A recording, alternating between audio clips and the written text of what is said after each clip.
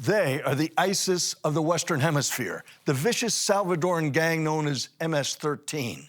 From brutal beginnings on the streets of LA, they've grown to become a transnational criminal organization and a threat to U.S. national security. Their presence is growing across the U.S. and increasingly in Central America.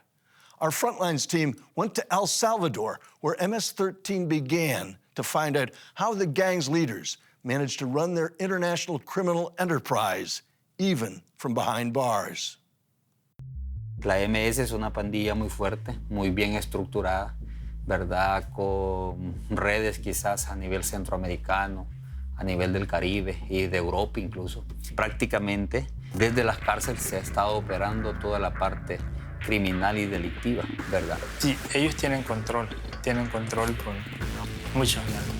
This gang is more deadly than any other gang.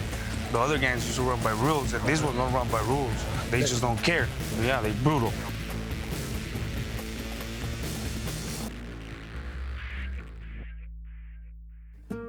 Wedged in between Guatemala and Honduras, tiny El Salvador has beautiful tropical scenery and miles of Pacific beaches that could easily make it a sunseeker's paradise.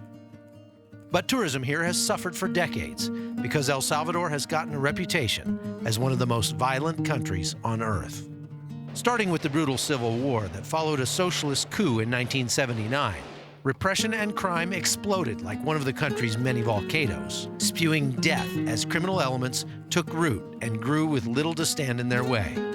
Since that time, hundreds of thousands of Salvadorians have fled to the United States, and some banded together in the 1980s and formed a gang in Los Angeles, which would become one of the most brutal transnational criminal organizations of all time, MS-13. As gangbangers in LA got arrested and deported back to El Salvador, their horrific acts of violence followed. Today, El Salvador's homicide rate is 3 times that of Mexico, and gang culture dominates life across the country. We're at a coffee processing plant up in the mountains of El Salvador, just pretty close to the Honduran border. And I just want to point out how the violence in this country has permeated every aspect of life. Even the people who are harvesting coffee have to have armed guards to protect them just from the general lawlessness, not necessarily from any particular gang, but just because there's so much lawlessness here in this country. Como sabemos, a nivel del país, ya ellos están organizados en colonias, cantones, caseríos, barrios. Pero tenemos que ver que detrás de estos grupos de jóvenes que están en cantones, caseríos y colonias y barrios, yo creo, en mi pensar, hay alguien grande detrás de. Por eso, al final yo pienso que los jóvenes de estos lugares son víctimas. The gang has grown throughout Central America and now has a presence in over 200 major U.S. cities, spreading their brutal tactics to places like Long Island and suburban D.C. The Trump administration has made eradicating MS-13 a major priority. But I have a simple message today for every gang member and criminal alien. We will find you, we will arrest you, we will jail you, and we will deport you. This is causing great concern here in El Salvador. Hay muchos de ellos, ¿verdad?, que vienen de allá y que tienen órdenes de captura aquí. Esos definitivamente inmediatamente son capturados y son remitidos a los jueces competentes para sus procedimientos penales respectivos. On the edge of this otherwise sleepy little town sits a maximum security prison dedicated exclusively to MS-13. Built for 800, but now holding more than 2,500. Here, the guards stay on the outside, and prisoners run everything inside the walls. Y ahorita tenemos ya 38,000, ¿verdad? Entonces, y resulta que nuestra capacidad instalada está para alrededor de unos, lo más tranquilamente, de 8 a 10,000 privados. Y tenemos 38. La gran mayoría de cabecillas están detenidos aquí en nuestro país. Entonces, lo que ha significado es que la concentración de ellos en las cárceles, con grandes cantidades de gente y con espacios donde por las condiciones mismas no se puede ejercer un control absoluto, en un momento determinado tuviéramos que definir espacios o cárceles específicamente para cada una de las pandillas. This is a prison at a place called Apanteos, about an hour outside of San Salvador, the capital city here. And it's a very overcrowded prison. It was built for about 1,800 people, but there are over 5,000 prisoners inside. Now, this is the birthplace of a program called Yo Cambio. You see it painted on the wall here. It means I change. And it's a holistic program to take this from being a place of just punishment to a place of rehabilitation. They deal with things like spiritual fitness, academics, health, all sorts of classes and that sort of thing that help these guys gain some skills and some life skills that will help them once they get out. So you cambio your classes, Okay. and you learn two things: emotional abilities like tolerance, patience, teamwork, empathy, and cognitive abilities like read and write, learn English, learn French, mental health. But the emotional one is the most important one because that you carry it with through all your life. So the average education level is about second grade. The guys behind me are former gang members, really violent gang members. Half of them are Christians, and half of them have given their lives to Jesus. Okay. And that is the key to their transformation. Start with the heart and then work on the head and everything else, right? On the spirit, then the heart, and then the head, yes. Yes.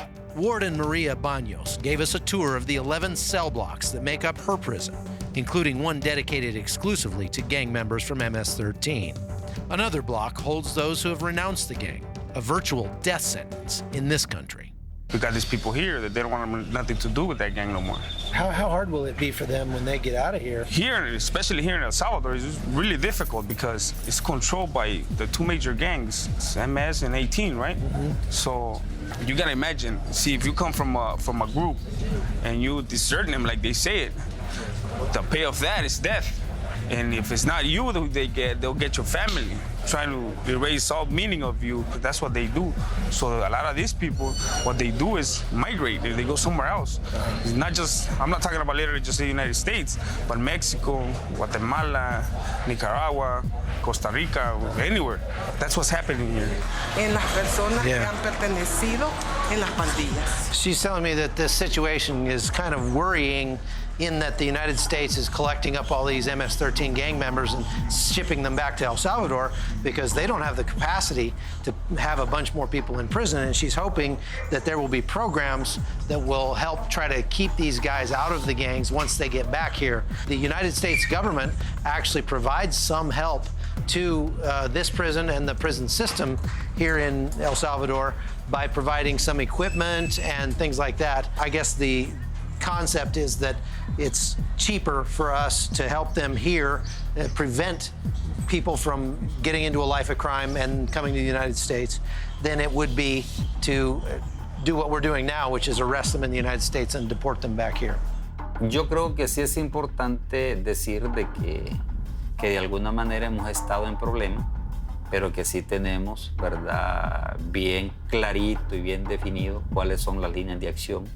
As the Trump administration begins to round up and deport MS-13 gang members from the U.S., the government here in El Salvador is hiring more police officers in anticipation of the problems these gang members may cause once they return to their home soil. But for the people of Ciudad Barrios, their best hope remains with the children. Si el niño viene a la casa, recibe regaño, en la escuela recibe maltrato, ¿para dónde va a ir entonces? Para mí los jóvenes son el cambio. Los jóvenes, si los cultivamos, ellos pueden hacer el cambio. From El Salvador, I'm Chuck Holton for NRA TV. President Trump has promised to find, arrest, jail, and deport MS-13 members across the United States. It's a far cry from his predecessor, who allowed them into our country by the thousands, many of them posing as unaccompanied minors. Those who oppose his plan to seal our porous border need to ask themselves, should torture, beheadings, murder, extortion, drugs, and terror have a place in our America? Because that's what MS-13 has in store for our country. From the front lines of freedom, I'm Oliver North for NRA TV.